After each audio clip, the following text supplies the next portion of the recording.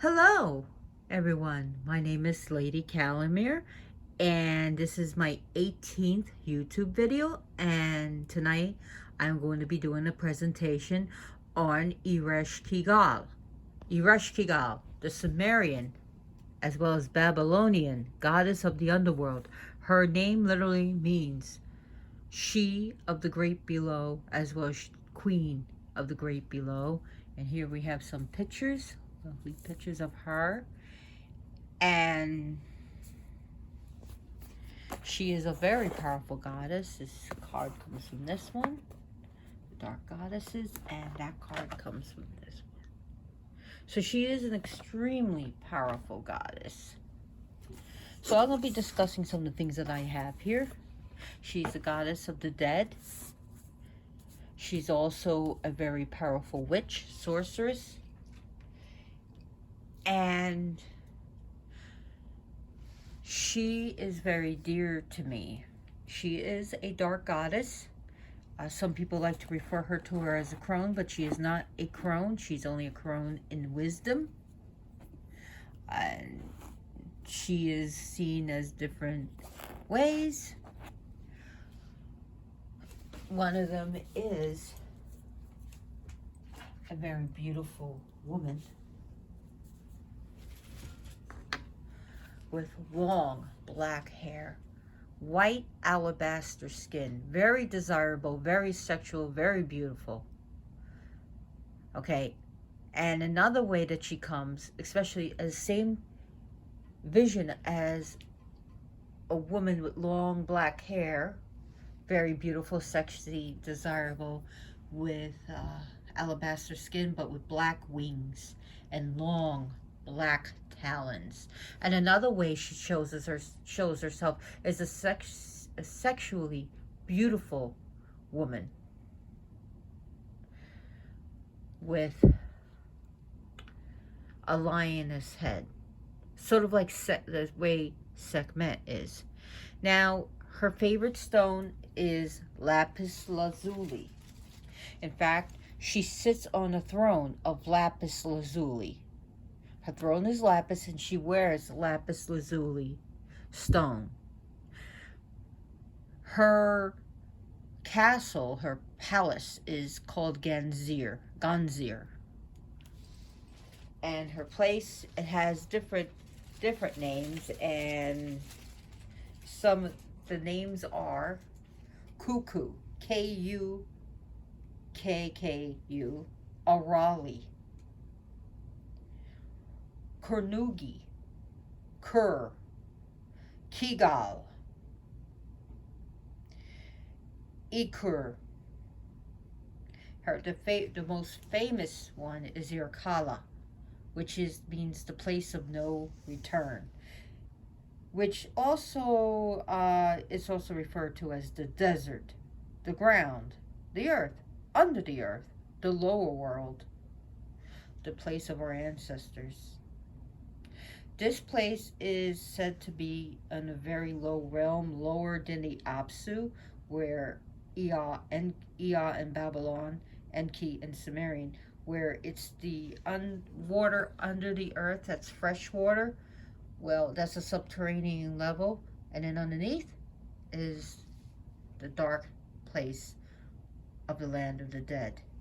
Now, it is said that kings and queens fare no better than the slaves. Now, her animals, definitely the scorpion. And let's look at this headdress. Why is it like this? This is actually a scorpion. This is a scorpion. Snakes. In fact, the scepter that she holds is a snake. Lions. Like I said, she sometimes shows herself as a woman with the body of a woman with the head of a lioness. And in some sources says owls. Now, I put the Bernay relief here, and the reason why I put this Bernay relief is some people, well, to me this is definitely Lilith, But as you can see here, she's holding the keys like Lilith. Others have said this is Ishtar. Others said this is Inanna. And others still say it's Ereshkigal. Are they the same goddess? No, not at all. Not at all. And the energy when I've called Ishtar, I've called Inanna, I've called Lilith, and I've called Ereshkigal, and the energies are just totally different. In fact, I notice when she comes into me, I wear a certain dress, and this mask right here is what I wear. And I have to wear a veil over my face, especially if it's during the day, which she's really a night spirit. The light literally will hurt my eyes. In fact, when I do presentations and I start speaking of her, like I remember in my home it was a cloudy, overcast day, and people were still getting, like, their eyes became very sensitive, and they noticed that the air started to become cold, and you'll get a chill. And as you notice, here are the owl feathers right here. That's her cape. Now, she had several husbands. It was originally, Ereshkigal was not the goddess of the underworld. She was a grain goddess and lived in the heavens. And she was, in some sources, said she was dragged down into the underworld by the dragon Kur. And that actually comes from Samuel Noah. And that's actually one of her husbands. So, and Samuel Noah Kramer, I should say. Samuel Noah Kramer, SNK. That's how I remember it. Snick.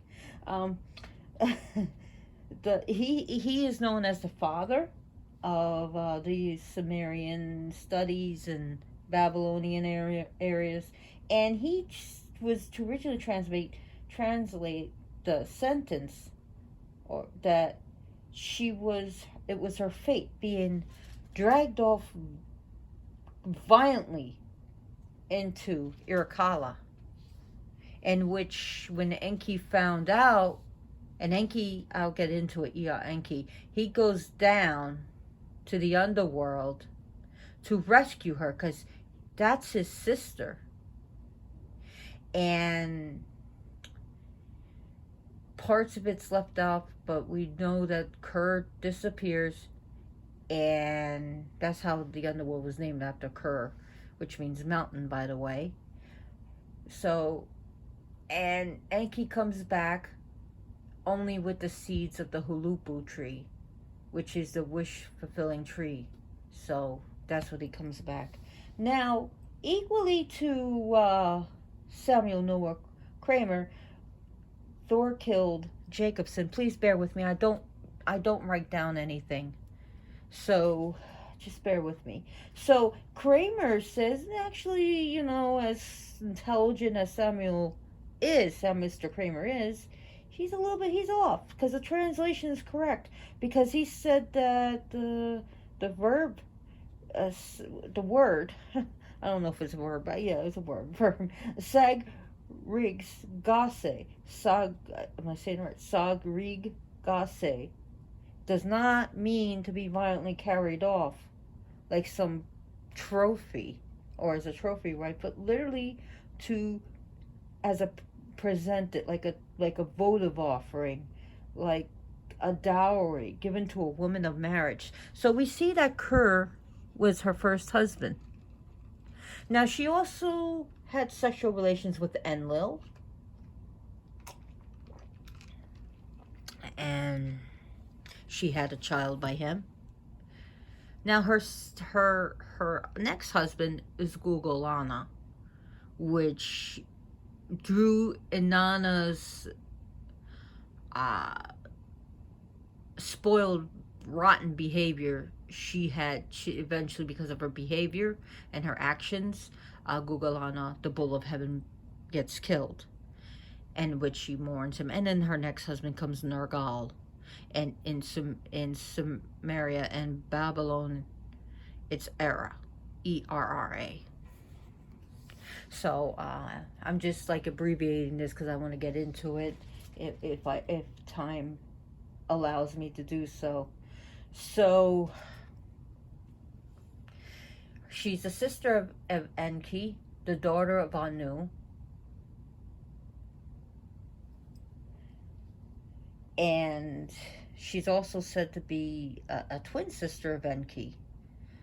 And honestly, they say Inanna is her light sister, and I could respect that. However, if Enki is the brother, or even said to be twin brother, of Ereshkigal, which he's called a twin brother, and Enki is the uncle of Inanna, Ishtar, how does that work? So I understand how, you know how you call people brother, and you call people, hey sister, hey brother, what's up? Hey freighter, hey sorer, what's up? And you're saying freighter means brother, sorer means sister, or that's like sister, and you're not really related. In fact, you have no relations at all. So, in fact, you probably come from two different countries. So it's a term of like a respect or an endearment. So here we see the Gugalana. Why I use this was sold to me as it was listed as Ereshkigal, sometimes Lilith, but I see it as Ereshkigal because even look at the bull of heaven here. That's whom she mourns the most. Where she sits on her throne and cries, "Oh, Inanna, why did you have my husband killed?" So she has many different servants, and even her children are her servants. And oh, my knees, I'm sorry. So if you look at her children, Neti is her gatekeeper. That's her child, and she sometimes even speaks through Neti, where Neti voices what her commands to anyone who comes to the gates, and there are 7 gates to get to her underworld. So her other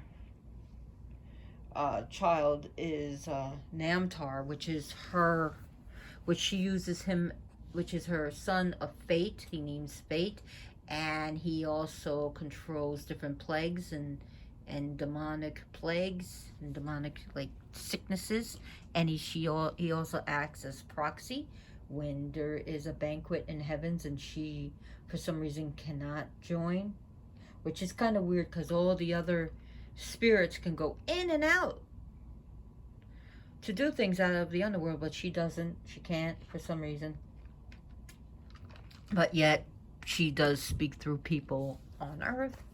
So we have Namtar, then we have Nananzu, and she also has a daughter, Nungal. So we see that she has 4 children that I know of. And there may be more that I don't know of. So she is not sterile at all. So she's not an ugly hag. She is not sterile, but yet she's the goddess of the underworld. But remember, please remember, she was originally a grain goddess. So she deals with the dead, she deals with our ancestors, she deals with necromancy. And she is, just let me show you the only book that I know of on Ereshkigal. And I'm not just going to recommend it because it's the only book. It is a fine book, and it's written by different authors. Please pop up. Here we are. Queen of the Great Below, an anthology in honor of Ereshkigal, compiled by Janet Munin.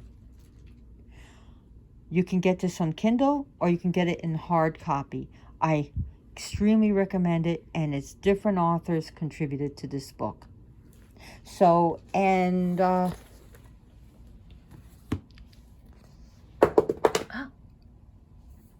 so in this book, it really describes her as a goddess of dealing with your stuff, dealing with your issues, and that if she has to, she will tear or burn or break your shit down. Where they describe in this book that Inanna, her rituals are the pleasures and love of life, where Ereshkigal's or a test of pain, suffering, and loss. That, as Ereshkigal says, if everything was easy, if you had everything handed to you, if the road was smooth, and you never had to exercise your muscles, you never had to fall down, you never had to scrape the knees, well, then you would never walk. You'd be a blob of shit, and you'd be good for nothing, and you would not withstand even the smallest breeze. You'd fall down. Where they say no pain, no gain. You exercise your muscles and become sore and you become strong. That is her. She is like the piece, takes you as a piece of metal or piece of iron, and she turns you into the finest sword. She could turn you into, like, mentally or spiritually into a bodybuilder.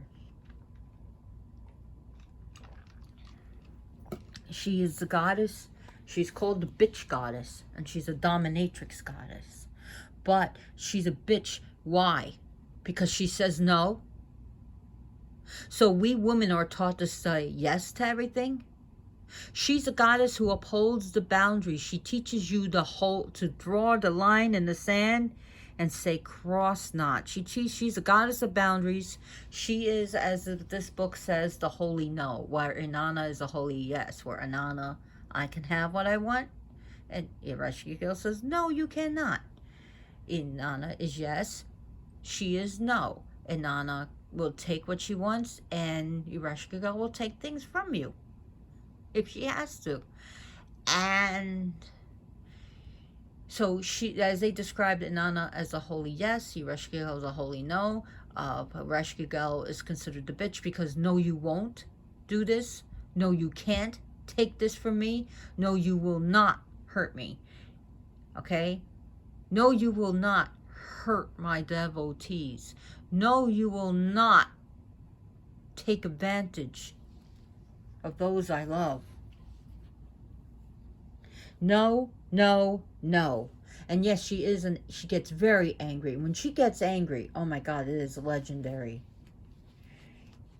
And it is her that put the eye of death of Inanna with Inanna, or as well as Ishtar. Depends how Inanna politely came down to the gates, but complained at each gate. But Ishtar burst her way, demanded, muscled her way through. Either way, they both ended up on the hook for 3 days.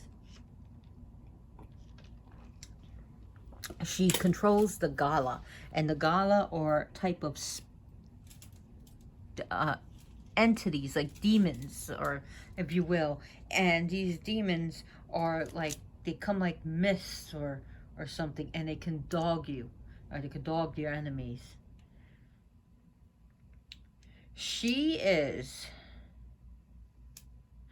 owns the bread of life down in the underworld, as well as the water that revives the dead, the waters of life. And it was through her that the seeds of the hulupu tree was brought to earth by her brother Ea in Babylon, and Enki in Sumerian. So anything with the word ki in Babylon or Sumeria means the earth. In fact, the goddess Ki means the earth. So anything with the word Ki deals with chthonic, like underworld, the land of the dead, or the earth. So anything with the word Ki in it. So she can help people with talking to the dead. Any type of necromancy. She helps with divination. She can help you learn divination.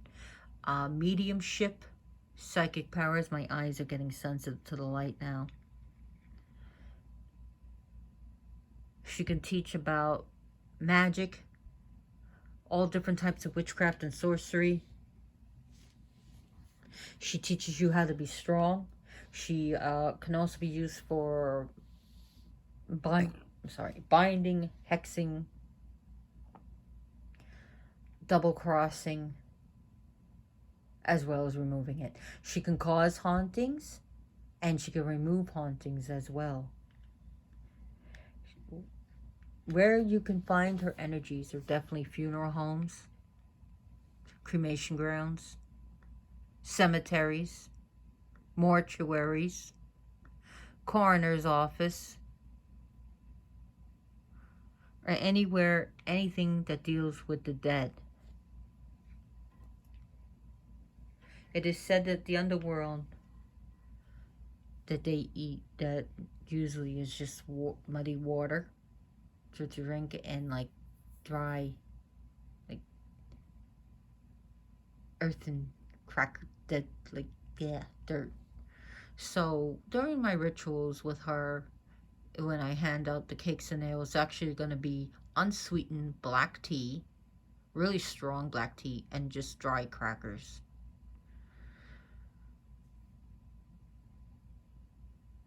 So also offerings to this great goddess, it says that when you give to your ancestors, it eventually makes her way down to her. But people have noticed that she likes roses, red and black together, white and black, or just red roses or black roses if you can find it, or you can use white, red, and black. People give a drop of her own blood, drop of your own blood, like from like your finger, and give that to her. I give her tea. She likes beer. She loves beer. She loves booze. You can't go wrong with whiskey. Also other things, what's that? Wormwood. She likes wormwood, so if you have any wormwood, you can give that to her. Absinthe would be good if you have real absinthe. Also, you may try tobacco in some. You could give her tobacco, chocolates, candies, and stuff like that. Tea, strong coffee, even espresso, coffee beans. Hey, chocolate covered coffee beans work. Honoring the dead, cleaning up the graveyards or cemeteries. Also, graveyard dirt or rocks from the graveyard. But what you take from the graveyard, I recommend that you ask and you say what you know what you're taking, and leave a gift and offering behind, so that you don't offend the graveyard spirits. That's just me. You do what you want. She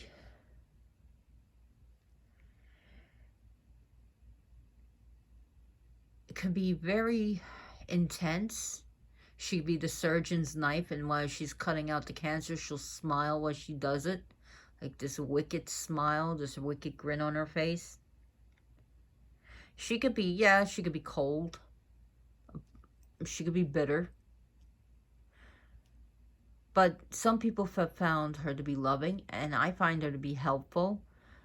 She told me, and other people have felt this too about her, is that she feels the pain of all, and that, no matter how you die, she feels it, whether you're burnt at the stake, hung, or even we're talking about from the past. People are still being, in some countries, burnt at the stake, beaten to death, knifed to death, gunned down, blown up, suicide. So she can feel that, and it said that she mourns and she cries. Sometimes she's just seen as either very depressed or very angry, or she can be cold. But she's also very helpful, and she has helped me in my life. Know that it's better off to call her during, nocturnal, and you'll notice that your eyes may become sensitive to her, to the light, I mean. And I've literally called her in me, and I've done public rituals, a big ritual at this place I used to go to that, went downhill. Not because of her, but it's just different people who ran the group. Anyways, when she came into me, she had a lot of messages for people, and everyone has told me it was amazing because she spoke through me, but she knew things I could have not have known. And she also helped people, and she also led people to their animal spirits, which they found out was very helpful anyways.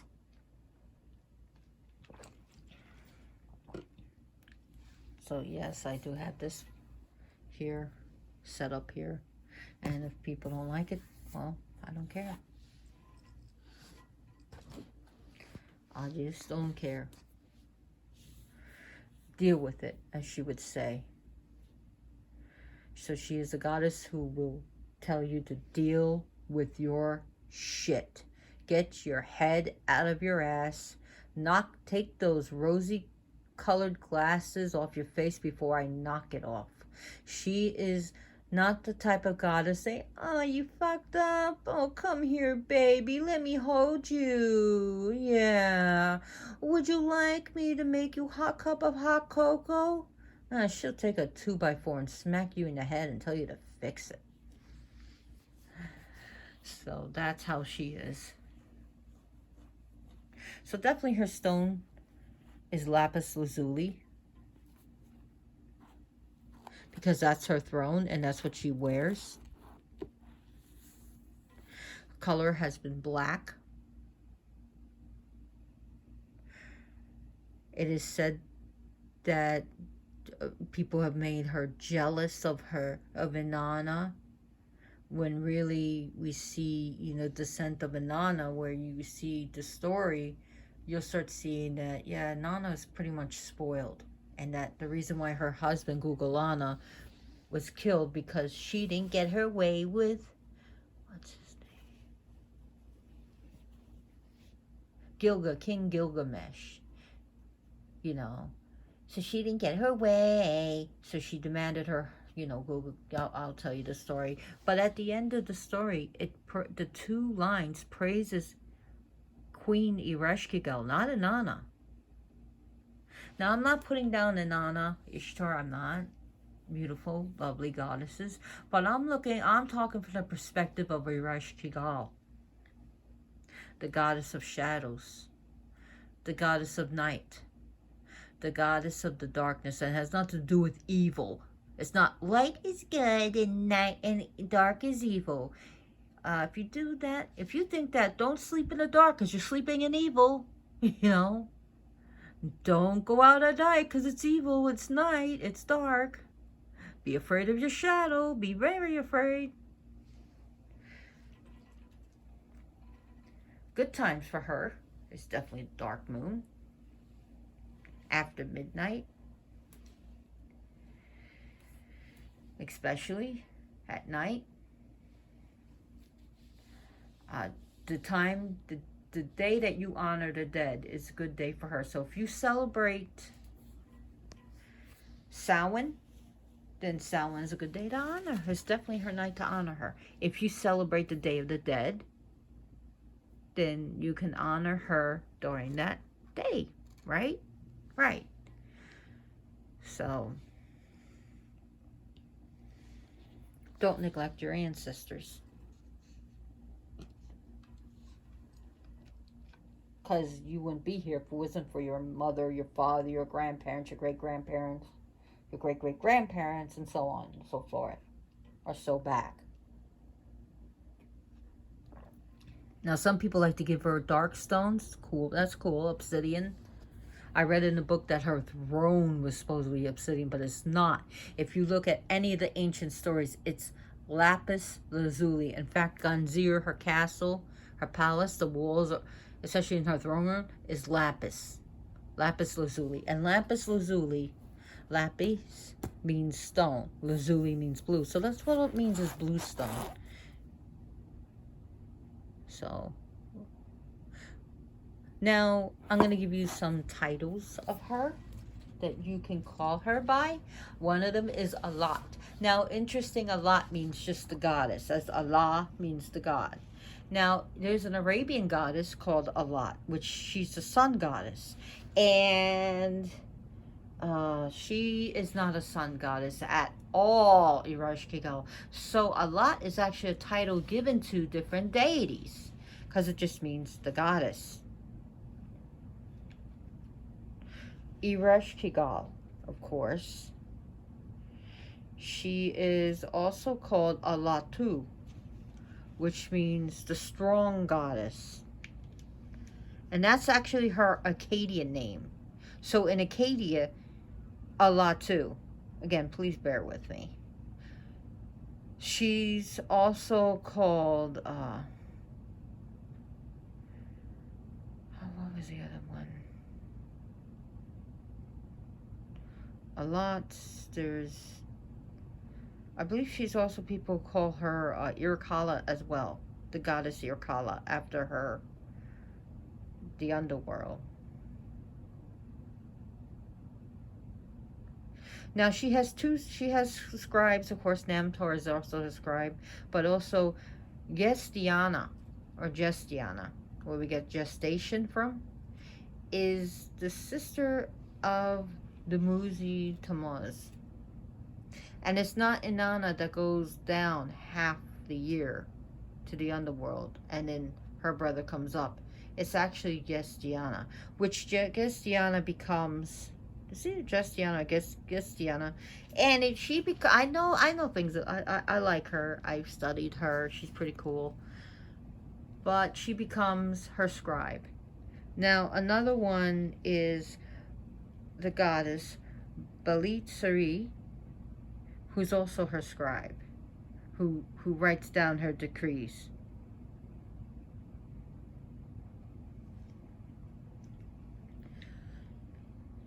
So a lot of things about Ereshkigal has been deliberately left out or lost or destroyed over time.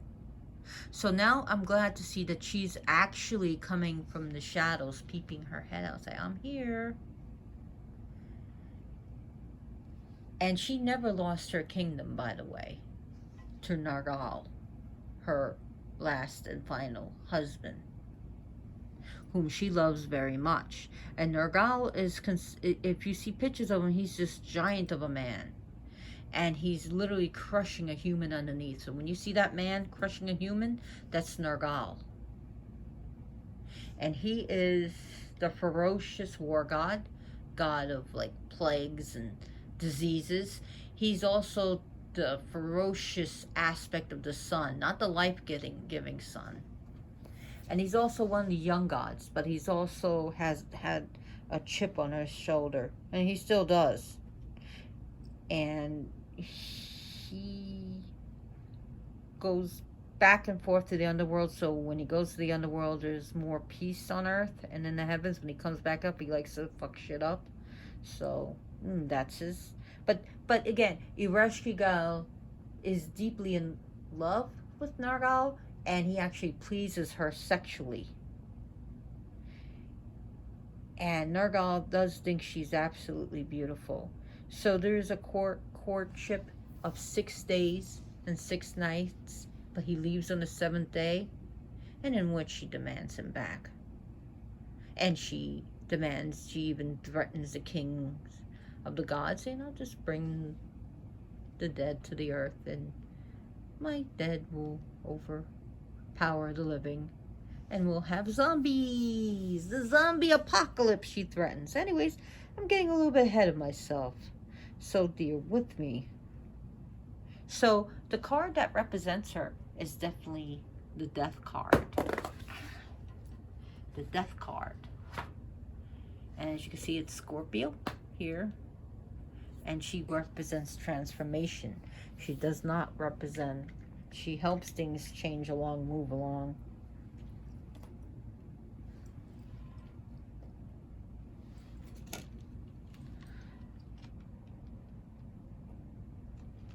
Or my cats, how come they never come here anymore?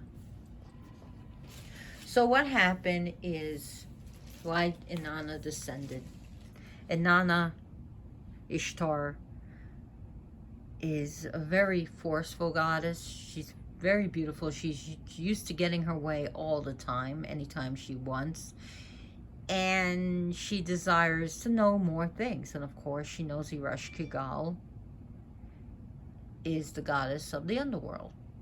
But also there's other things that go with it.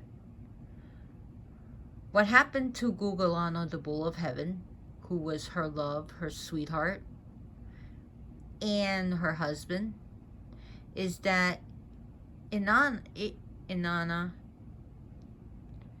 she does something very selfish. She wants King Gilgamesh as his own, and he knows what happens, to Tammuz. I mean, look at Tammuz and all her other men. I mean, not so great things happen to him eventually. So he denies her. She gets angry. She gets all haughty after being denied. How dare he? He's just mortal. He's just or half mortal, half god, whatever. I'm full goddess. I'm the queen of heaven. I am the most beautiful. How dare he? So she demands Gugalana to come up. And I'm getting ahead of myself with Tamuzi. I'll get into that. So she wants Gugalana to wreak hell on his city and wreak hell on his people and him. But, to her dismay, whom Gilgamesh eventually makes who was an enemy of Enkidu, became great friends, became like brothers. Well, they fight the Bull of Heaven, and in which he's killed and dismembered, especially by Enkidu, different from Enki. And Enkidu, he's actually described like a satyr type of character. He's half man, half beast. And he takes the pieces of Gugalana and literally throws a leg at Inanna in disrespect. And of course, Inanna's pissed. But anyways, now we see that Ereshkigal is on her throne, crying, screaming, ranting, and raving about her husband being killed because of Inanna. And she is preparing for the funeral rites. So supposedly, either because sometimes Inanna may have wanted the throne, or because she wants to be there for Ereshkigal. Either way, she wants to make her way down. Word gets, Namtar tells her what's going on. She throws herself off the throne, screams and yells and rants and raves. Well, that bitch, she has everything. She gets anything she wants. She's the beautiful Inanna, or Ishtarnis, depending on where we're at. She has all men after throwing themselves at her.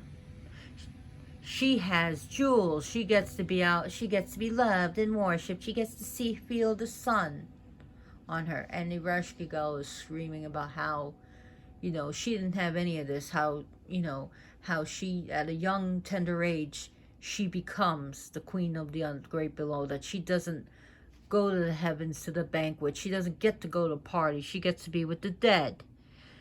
So, of course, she says she wants to come. She told Neti what to do. So at each gate, when Inanna or Ishtar comes, she's told to relinquish something. And she protests. What is this? And of course, Neti says, silence, Inanna. For the ways of the underworld are perfect. Don't question them. So it's like she has to give away, her rod of lapis, which also Inanna, Ishtar has lapis, which is sacred to her as well. And of course her breastplate in another gate, the come man come, it's called. Literally it's called C-O-M-E, man come. So by the time she gets past the 7th gate, she is pretty much naked. All her powerful things that make her that give her extra power to her are left at each gate. Now she's bowed low before the goddess. And Ereshkigal just looks at her. And she remembers about how Inanna betrayed her, had her husband killed. She also demands that Namtar make her sick with 60 demons, 60 plagues, diseases upon Inanna, Ishtar. And of course, Ishtar is now sick and bent low. And Ereshkigal pretty much knits her eyebrows together, looks her, screams the word and the eye of death upon her, and her sister falls dead. She demands that her sister be put on a hook, and she is hung for 3 days. And for those 3 days, man does not desire woman, the cow does not take the bull, nothing grows. And of course, Ninshubar, who was told by Inanna, if I don't come back, to get help from me. And Ninshubar is Inanna's handmaiden. No one wants to help her. Anu's like, no, I'm not helping. She goes to Enlil's like, well, she sealed, she made her bed. But it was Enki that decided to help her. And he was freaking out that his aunt, his niece was pretty much in trouble. So he puts his fingers upon the earth and he makes these two androgynous beings. One's called the Galator and the one's called the Kurgara. And they were able to transform themselves to little flies so they could get past, go to the cracks of the earth, get past the gates, and go to Ereshkigal. And there they see Inanna on the hook. And they find Ereshkigal in the morning, and she says, oh, my husband. And they touch her shoulder, and they say, oh, your husband. And she goes, oh, my heart. And they go, oh, your heart. She goes, she literally says this, oh, my liver. And they say, oh, your liver. She looks up at these two beings, and she said, who are you? We are here to mourn with you. We are here to comfort you. And she thought it was so kind because no one pretty much gave a shit about her in that way. And they said, whatever you want, I promise to give. And they said, we want the body of Inanna. And she's like, oh, of course, take her. I have no use for her. So they give her the bread of life and the water of life, and of course Inanna rises up. And they have some words, but I guess some understanding, and she goes to the heavens. But Ereshkigal, before she leaves, she says, you think you have won? You haven't. She says, the ways of the underworld are perfect, and you shall not question them. What? She says, now someone has to take your place, but Inanna was like, nope. And she said, oh, you'll see. So, of course, Inanna is, chased by the Gala demons, because that's why Ereshkigal, and every time she meets someone, the Gala wants them, and she sees people have mourned for her. Her son had mourned for her, and her handmaiden was all like a wreck, except for one dude, her husband, sitting on the throne, under a tree, apple tree, and drinking beer. Yes, beer. And I guess if there was a time, back then if they had TV, he'd be watching sports with the remote control in his hand. And of course, she tells the Gala, take him. And I'm just summing this up. And they throw him on the ground. He begs for mercy, and she says, no, because he was enjoying the throne, her power, and didn't give a shit. He had the power now, and now he doesn't because he's being hogtied and drugged, screaming down to the underworld. And of course, Gistiana finds out that her brother, Inanna's husband's underneath, so she goes down to make a deal with Ereshkigal. So that's why he comes up for 6 months, and he goes down for 6 months, because they trade places.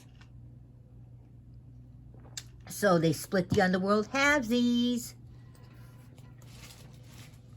So also Nergal becomes her husband, and how he becomes her next husband is there's a banquet, and she sends Namtar.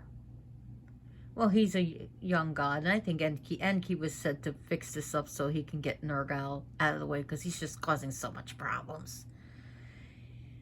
Nergal would not, everyone bowed before Namtar, he would not. And he told Namtar, I'm not bowing before you, especially since, you know, the old hag is not up to get the food herself. Why should I bow before you, a proxy? I'm higher than you. I'm better than you. I'm Nergal, blah, blah, blah, blah, blah. Or error, depending on error in Babylon, Nergal and Sumerian, blah, blah, blah. And I'm this, I'm that. And he was very disrespectful when Namtar came back with her portion of food. Hey, by the way, Mom, is this young guy? Yeah. Well, told him what happened. She screams and has a fit and sends a message that she demands that Nergal comes down to be punished. Of course, you know, Enki's worried about him and told him, you know, bring your own seed. Don't eat anything. Don't drink anything that you're down there. And don't pretty much do what men do with women and have sex. That's what they mean. Well, he goes down there and goes, oh, I'm not going to have sex with her. She's ugly. That's what he assumes. And he comes down there, and he goes through the gates, and he sees a woman absolutely beautiful. Why, it's Ereshkigal, and she has a whole feast set up for him. So he follows every bit of advice, except when she goes to take off her clothes and go take a bath. She says, I'm going to take a bath, and he joins her because she's absolutely beautiful. So they have sex for 6 days and 6 nights. And then he tells her, oh, my sweet, I just have to go back. I don't want you to go back, but I have to go back. So he sneaks off. And after a time, he doesn't come back, so she basically threatens all of heaven that she will send her dead up unto the earth, in which there's more people dead than alive, and that they will devour the living. There's not a damn thing you can do about it until you bring down Nergal. I want him back. So, and they weren't going to call her bluff. We'll have the zombie apocalypse. The Walking Dead. Walkers. Empties. Anyways, I had to do that.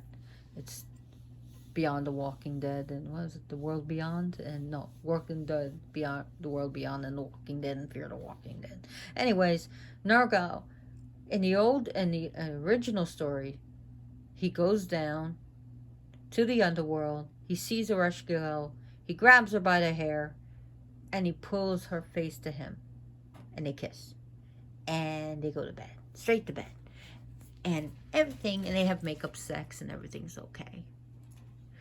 But in a later time, as patriarchal takes over, more and more of the patriarchy, Nergal comes down, storming down, bursting down the gates, grabs Ereshkigal by the hair, and he takes his sword, and he's ready to cut her head off, and she weeps, don't kill me.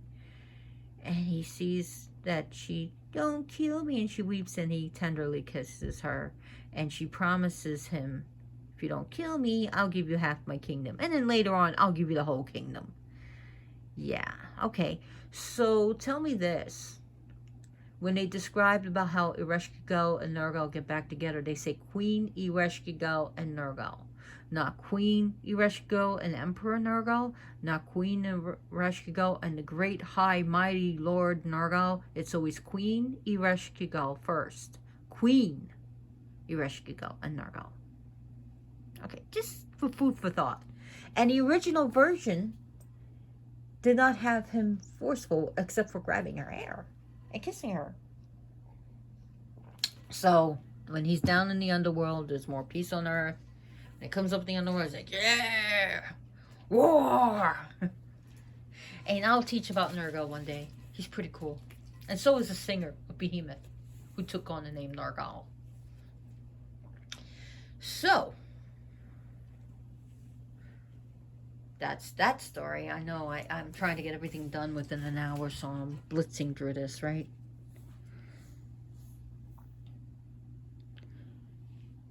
So Ereshkigal is the one that's going to test you, make you strong, prove yourself worthy. She can put you through a gauntlet, get your ass kicked. She's also a goddess of initiations.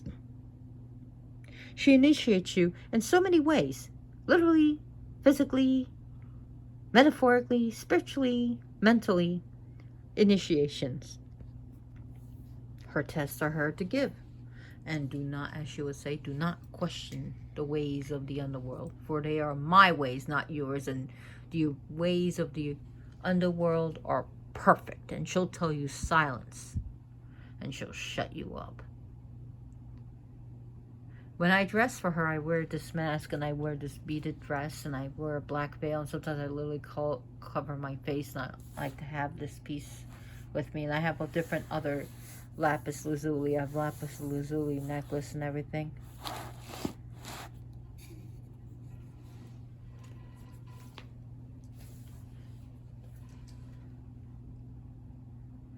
Ereshkigal is absolutely powerful, beautiful, domineering, but she's a great teacher.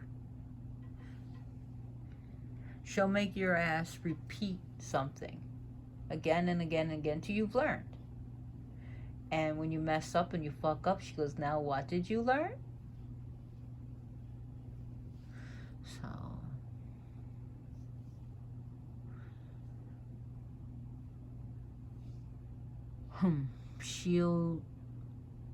she's a goddess of wisdom, knowledge. She'll help you increase your own power, your own self-worth, to believe in yourself, to look the beauty within yourself, and to make you into more of a powerful, competent sorceress, witch, sorcerer, whatever.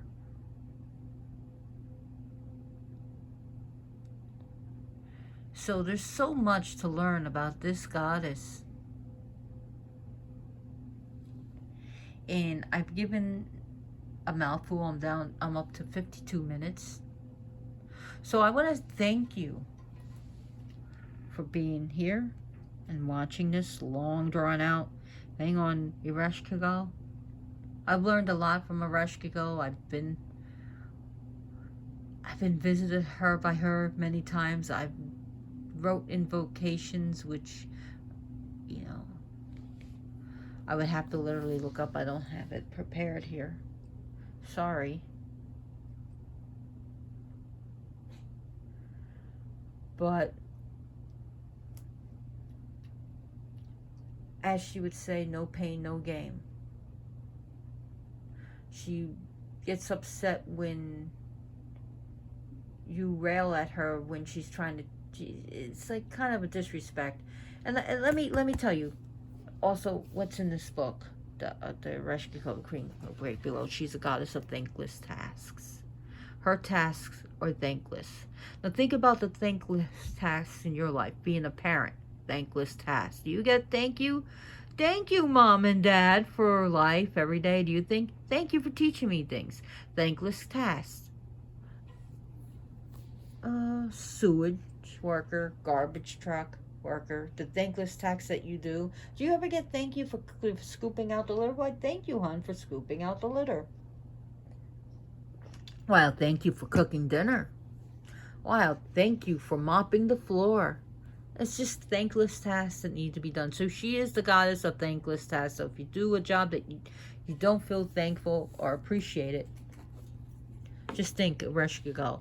You know, before this COVID pandemic,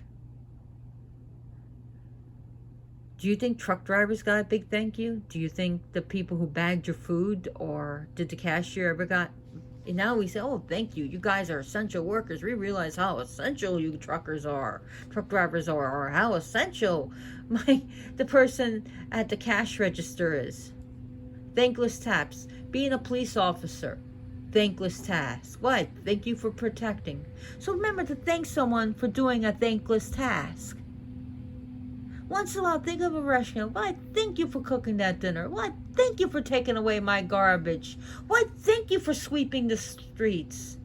You know, just go up to someone and say thank you. Without you, my garbage would overflow. Or without you, you know, we'd have crime-ridden cities. Or without you, without everyone working at the grocery store, why, I wouldn't be able to go to the store. You know? Goddess of thankless tasks. Appreciation. Put a little gratitude in your attitude.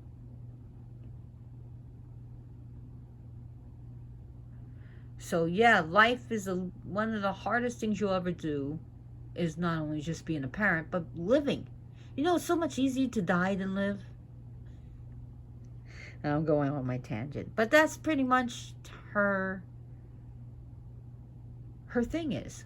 Life was not meant to be easy, nor is it ever fair. That's just the way it is. Well, anyways, I want to thank you again. And if you like this video, please like, please subscribe, and share this video. Thank you, and blessed be.